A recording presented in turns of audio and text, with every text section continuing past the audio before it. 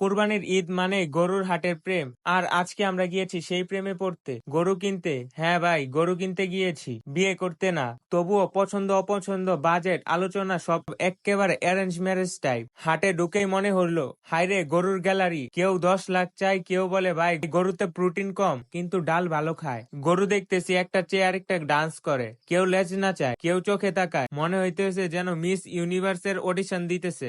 এই যে ভাই, এই গরুটা দেখে প্রেমে পড়ে গেলাম। লাল গায়ের রং, টুকটুকে ফিট বডি, একদম ইনফ্লুয়েন্সার টাইপ গরু। জিজ্ঞেস করলাম ভাই কত দাম? ভাই বলল এটা ভিআইপি গরু, টিকটক করে, রিলস বানায়, রিলসে ভাইরাল, ফেসবুকে ভাইরাল, ইনস্টাগ্রামে ভাইরাল, ইউটিউবে ভাইরাল। আমি বললাম আমি গরু কিনতে আসছি, ইনফ্লুয়েন্সার না। অনেক আলোচনা দর কষাকষির পর পছন্দের একটা গরু কিনেই ফেললাম। এখন বাসায় নিয়ে যাচ্ছি। গরু খুশি, আমরাও খুশি। আর ব্যাংক অ্যাকাউন্ট এটা ডিপ্রেশনে গেছে।